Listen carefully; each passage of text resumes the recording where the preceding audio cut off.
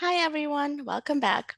Now we want to tackle the next question, independent contractor versus employee. This has been the most loved and hated question. There's always confusion, there's always questions. We always talk about it. But it's really important to obviously have the right category because of all the issues, penalties, taxes, fines up to 10,000 and even imprisonment, which is really harsh penalties for having a misclassification for an independent contractor. So the Fair Labor Standards Act has defined an employee as an individual employed by the employer, and it honestly is not giving really clear guidelines, and it's really hard sometimes to take a look at that. However, there's a new 2024 rule that covers 7 factors. And I really would love Irene to take us through this so we could have a clear understanding of the independent contractors now.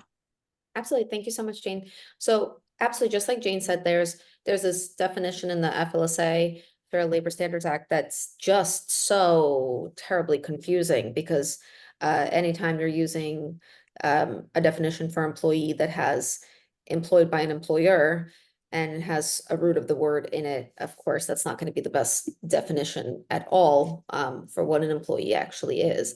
And so in 2021, the Department of Labor, and now we're talking about the Federal Department of Labor, not our state Department of Labor, which we have talked about previously what the test is in the state.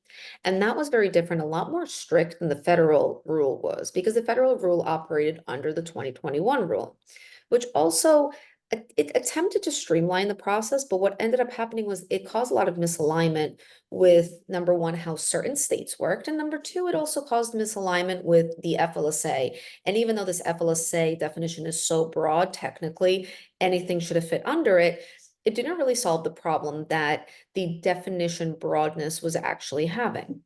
And so the 2024 rule has come out, which was the long-awaited rule from 2021 because of the fact that there was quite a lot of questions, and we saw these frequently asked questions coming in, and that's how the Department of Labor really addresses these. And by submitting some of these, this is what triggers to them that a new topic is really mandatory and necessary. So the 2024 rule does set out, as Jane said, these 7 factors of what is to be looked at to determine whether a worker is an employee or are they an independent contractor. And this is again on the federal level. And so just to run through some of these points, one of them and one of the first ones that's listed is opportunity for profit and loss depending on the skills and or depending on the managerial skills.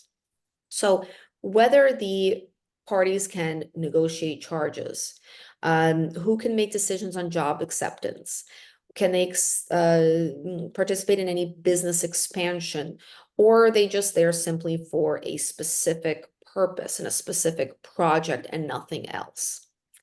Another category, and the second factor is investments by the worker and the potential employer.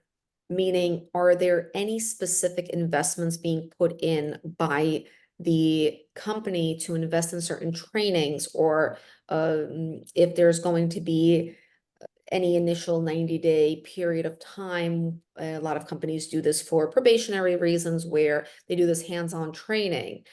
Is there a certain cost that comes into that as well?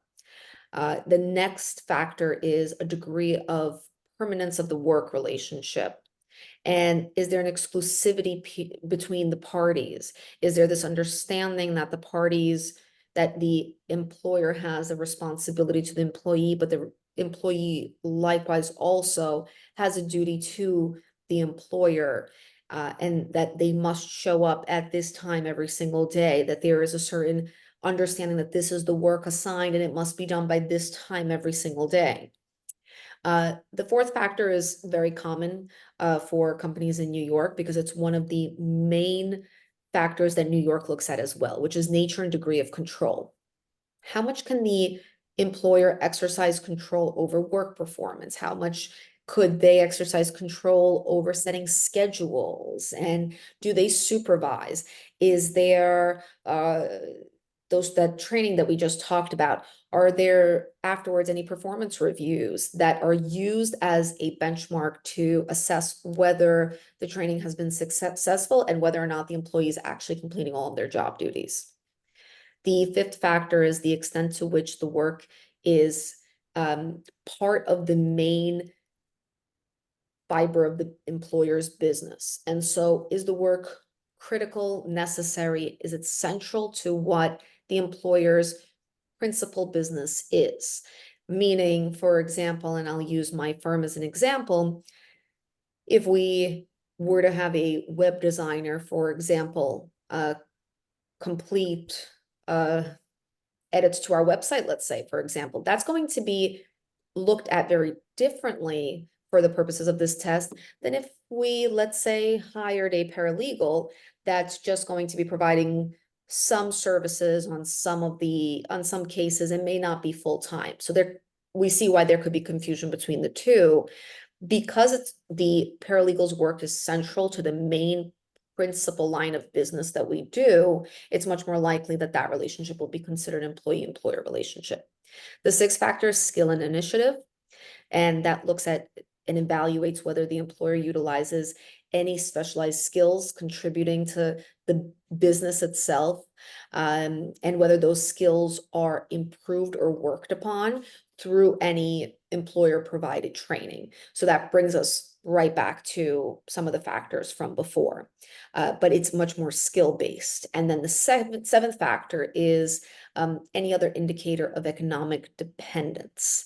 And what they really look at in this part of it is whether there's this dependence on the fact that the payment will be made not depending on the quality of the work product, but on the fact that there is a relationship established altogether. And so I'll just give an example, somebody who let's bring this to hospitality, for example.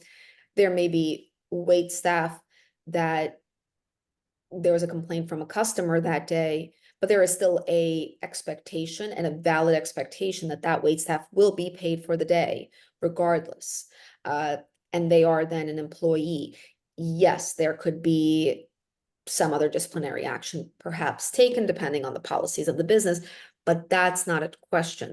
Whereas we'll bring it right back to that web design question versus paralegal question. Same, if the paralegal didn't do the best of work, there's an expectation still that they're going to be paid for that time put in, versus if there's a freelancer hired for a website, if they didn't do what was agreed upon, there's a valid expectation that they probably They won't won't be get paid. paid for that work then. And so that's a really interesting takeaway as well. And I think that what all these seven factors do is really helps to define the FLSA rule that has caused so much confusion for so long. I agree. This is definitely very helpful and detailed. So I think the expectation to have proper classification is going to be obviously more monitored and audited. And I think it's very important to go through these. If you have any questions, I think Irene is a really great person to go to for this. I will help as well, but she's definitely knows a lot about employment law. So thank you so much. Thank you.